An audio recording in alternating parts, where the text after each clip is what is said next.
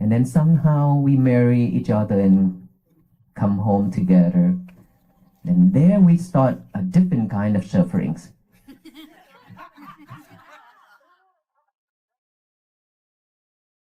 And this kind of suffering is much more, it's worse.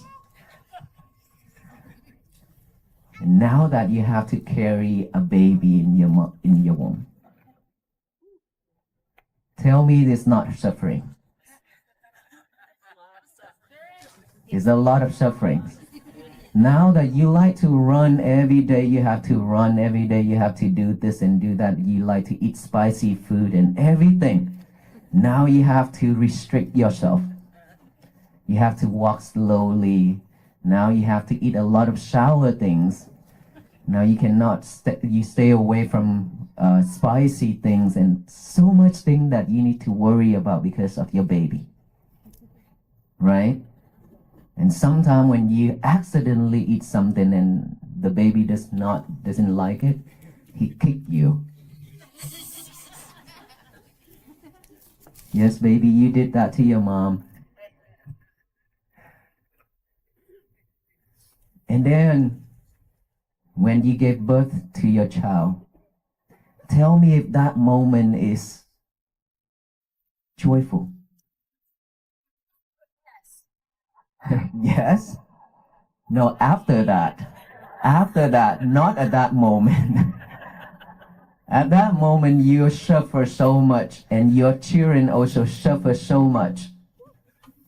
But right after that, your child cry out loud to tell the universe, I have had enough in my mother womb. Then from there, you look at him and her, you smile.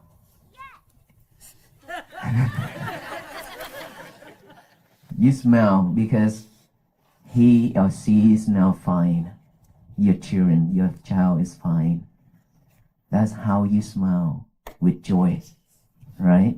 But everything before that is just kind of suffering. Even though you claim not, it's not, but it is suffering because it's very hurtful, very painful.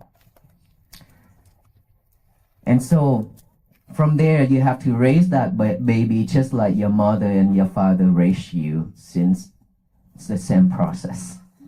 Right? The same process.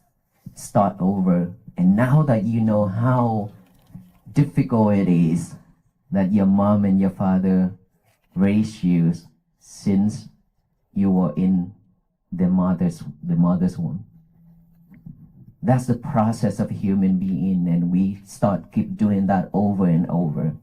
And now that you have to worry about your children growing up, who they associate with. Right?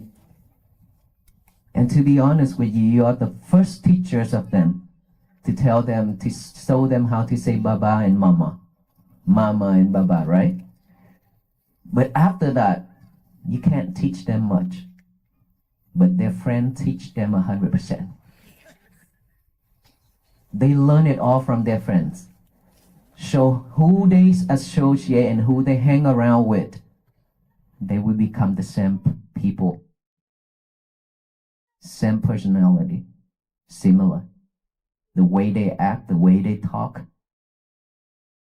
same thing. So it's affected by friends 100%. Not much from our parents, from your parents, from you. And then from there you suffer more because you cannot tell them, you cannot teach them, and they want to go the way they are. They want to do the things they want to do. And so a lot of time you cry because they don't listen to you. And all those things are sufferings. And then when they suffer, they come back and see you and cry and talk about it. Now you suffer too, because seeing your children are suffering. And then what if one day we lost our children because of impermanent? Maybe they ended their life. Maybe something wrong, illness, they pass away. Now you suffer much more. How many of us here that just recently lost your loved one within the year of 2025? How about within 3 years? Many. How you feel now? Are you okay now?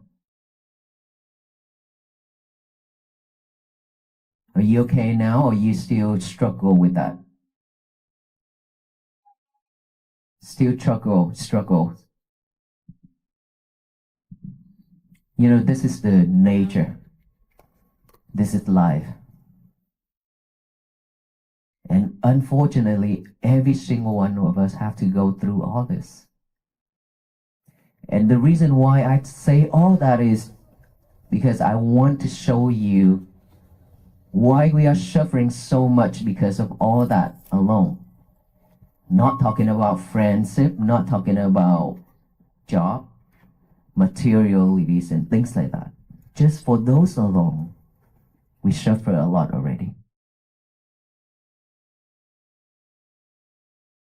And that is the reason why we cannot even have a peaceful day or happy day.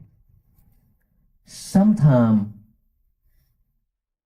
we have a peaceful day moment and it's just easy, very easy to be ruined because of so many factors. So many people triggering us when they say something and we react and then we mess it up.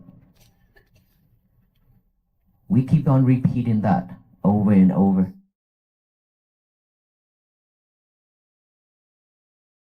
It doesn't matter what belief we have. Suffer is real. And peace is possible for us to have. But it's not based on just praying and then we be at peace. Because how many of us already praying every day? All of us. I pray too. Before I ordained to become a monk, I pray too. My family pray too. Everybody are praying for peace. But it's not coming. Because we are asking something from outside to come to us externally. Peace is not from external. Peace is from within, internal. Peace is something that you can have a moment just to breathe in and breathe out without any kind of sufferings. That is peace. Peace is something that within any condition you still smile. You still be able to smile, you still be able to stay calm. That is peace. In any conditions. Peace with condition, that is not peace.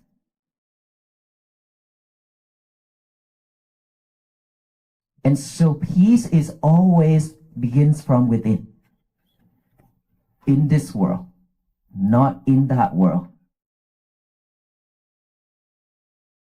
In this body, we have our mind staying here to keep us alive.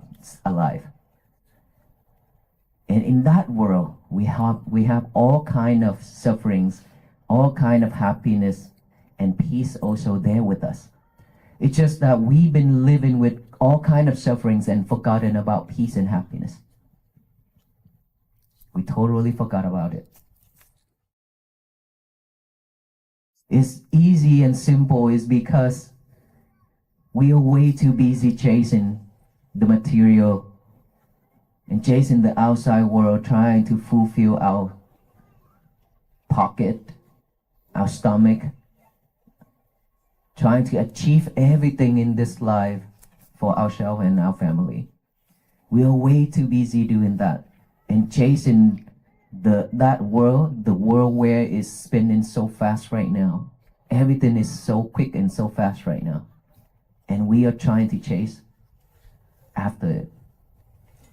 If we are that busy, How can we have a peaceful moment? How can we have a moment to come back within, to see ourselves, to see our breath, to find peace? It's difficult, right? Just driving alone. Please tell me, when you're in the car to drive, how many of us are always speeding? Over speed.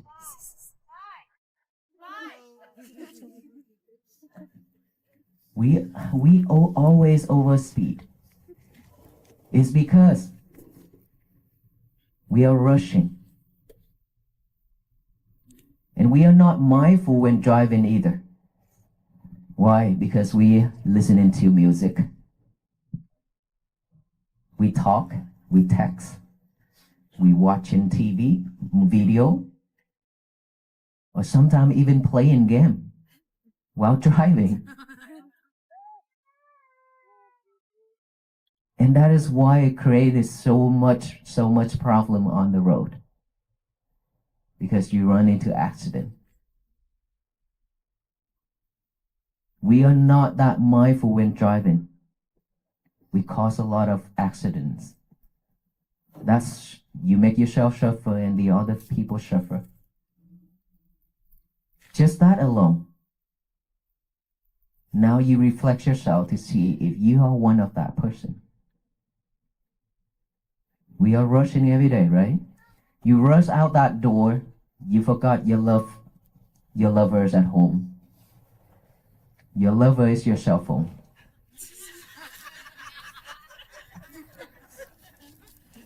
And now you have to rush back to your house and then pick up that lover and put in the pocket.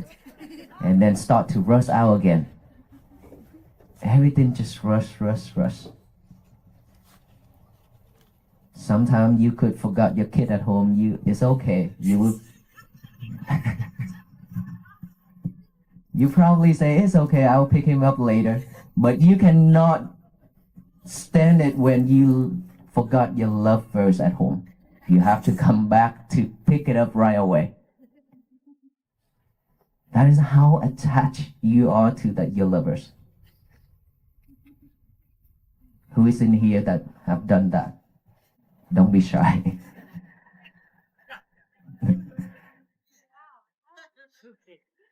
You see, we are doing all those things, not necessary things.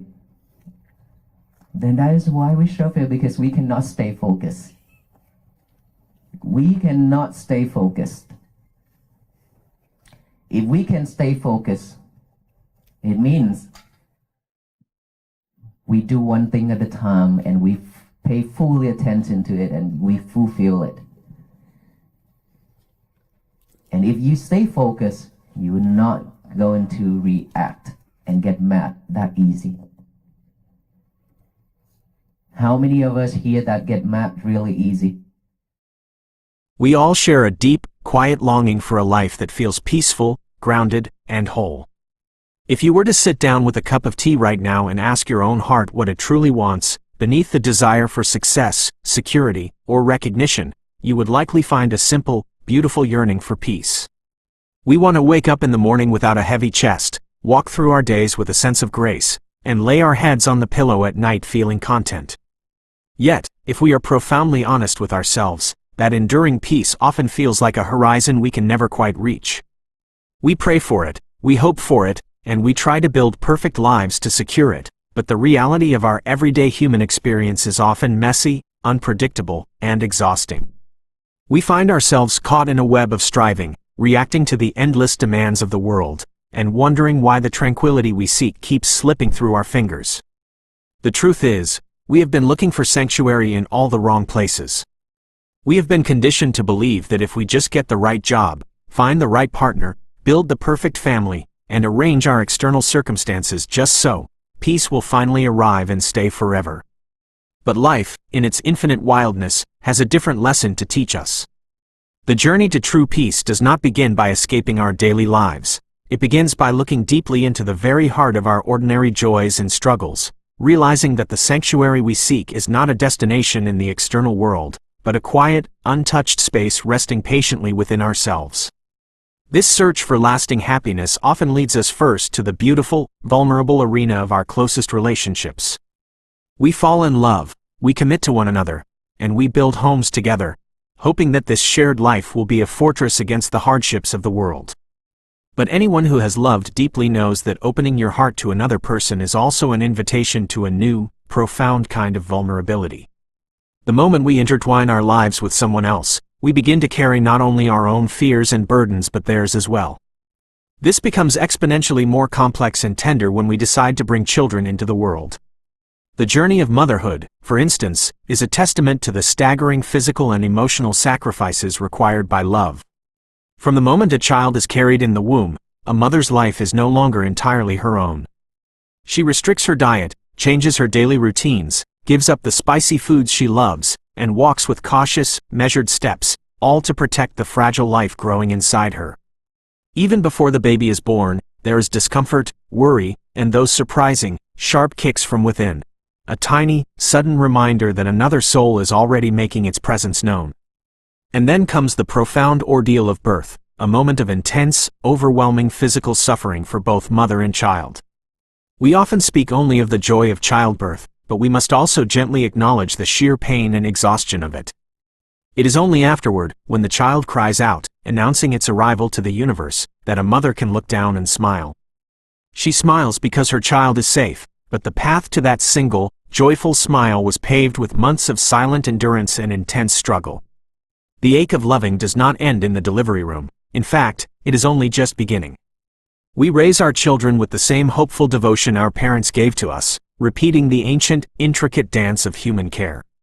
We pour our hearts into teaching them to say their first words, showing them right from wrong, and trying to shield them from the world's harsh edges. Yet, as they grow, we are faced with the heartbreaking realization that we cannot control their paths. They step out into the world, they make friends, and suddenly, the peer group becomes their primary teacher. They adopt the mannerisms, the speech, and the habits of the people they associate with, and sometimes, they choose paths that diverge wildly from the hopes we held for them. We watch them make mistakes, we see them hurt, and we realize with a heavy heart that they do not always listen to our warnings. When they suffer, they return to us, pouring out their tears, and because our hearts are so deeply connected to theirs, their pain becomes our pain. We suffer because we care, because we are emotionally tethered to their well-being. This is the natural, unavoidable ache of human connection. We cannot love without opening ourselves to the possibility of sorrow, and yet, we would not trade the depth of that love for a life of safe, insulated numbness. Holding this deep love makes us acutely aware of life's most challenging truth, the reality of impermanence. The river of life is constantly flowing, changing, and shifting, and nothing we hold dear can be kept exactly as it is forever. This becomes piercingly clear when we face the ultimate vulnerability, the loss of those we love. Whether it happens suddenly or after a long illness, losing a family member, a child, or a dear friend shatters the illusion that we have any permanent control over this existence. So many of us are walking around right now carrying the heavy, invisible weight of recent grief. We are asked by the world if we are okay now, expected to heal on a neat, linear timeline, but the truth is that we still struggle. We wrestle with the empty spaces left behind at the dinner table, the silenced phone calls, and the memories that unexpectedly bring us to our knees. This grief is not a failure, it is simply the nature of life. It is the cost of having loved beautifully and fully. Mindfulness does not ask us to erase this pain or to pretend it does not exist.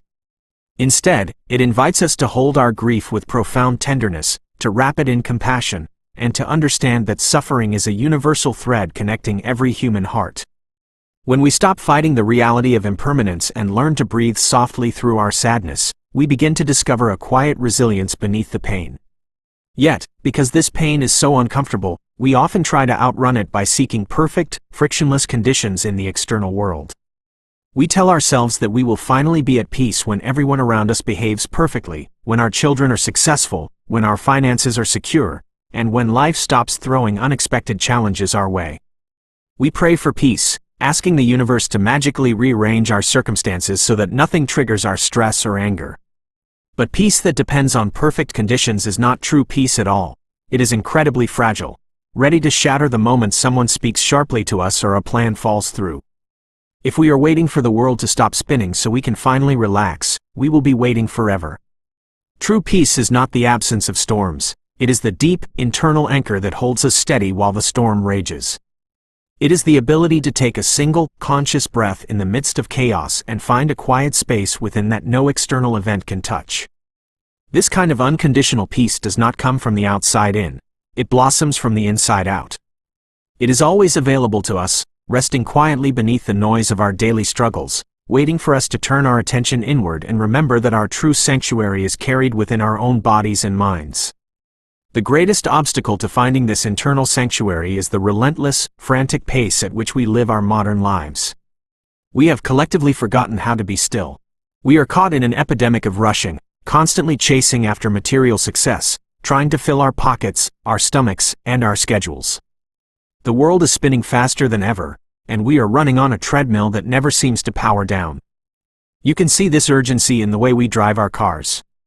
We grip the steering wheel, speeding down the highway, chronically late or simply impatient to get to the next destination. We rush from point A to point B, believing that if we just move fast enough, we can finally catch up to our lives. But in this perpetual rush, we miss the actual experience of living. We cause accidents, both literal ones on the road and metaphorical ones in our relationships, because we are so propelled by anxiety and momentum that we forget to be mindful. When we live entirely in the future, leaning constantly forward into what needs to be done next, we abandon the only place where peace can actually be experienced, the present moment. We exhaust ourselves chasing the wind, completely overlooking the gentle, grounding rhythm of our own breath. This physical rushing is mirrored and magnified by our profound mental distraction, most notably our deep, almost comical attachment to our digital devices. In many ways, our smartphones have become our modern lovers. We are more intimately connected to these glowing screens than we are to the people sitting right next to us. We might accidentally leave a child waiting at school or forget a crucial conversation with a spouse, and while we might excuse those lapses, if we realize we have left our phone at home, panic sets in immediately. We will turn the car around, rush back through traffic, and frantically search until our device is safely back in our pocket. We drive while listening to music, watching videos, texting, and sometimes even playing games, scattering our attention across a dozen different digital illusions while the real, physical world blurs past our windows. This fragmented attention is a profound source of modern suffering. We are physically present but mentally 1,000 miles away, endlessly scrolling through the curated lives of others while neglecting the raw, beautiful reality of our own. This constant division of our minds leaves us feeling perpetually scattered, ungrounded, and deeply susceptible to irritation and anger. The antidote to this modern suffering is as simple as it is profoundly challenging. We must learn to return to the present moment by embracing the healing power of focus. Mindfulness is the gentle, radical act of doing one thing at a time and offering our full, undivided attention to whatever is right in front of us. When we drive, we just drive, feeling the steering wheel beneath our hands and noticing the world passing by. When we sit with our loved ones, we put the phones away and offer them the rare, beautiful gift of our complete presence. By gathering our scattered energy and focusing it on a single task, we immediately begin to diffuse the chronic stress and emotional reactivity that plague our days. We discover that when we are truly anchored in the present, we are not so easily triggered into anger or despair. Life will continue to bring its inevitable mix of joy and sorrow, connection and loss, but we no longer have to be violently tossed around by every wave. By slowing down, breathing deeply, and walking gently through our days, we reclaim our inner sanctuary. We realize that we do not need to chase after a perfect life to be happy. We simply need to be fully awake to the life we already have, loving it deeply, cherishing every fleeting moment, and nurturing the quiet, enduring peace that has been waiting within us all along.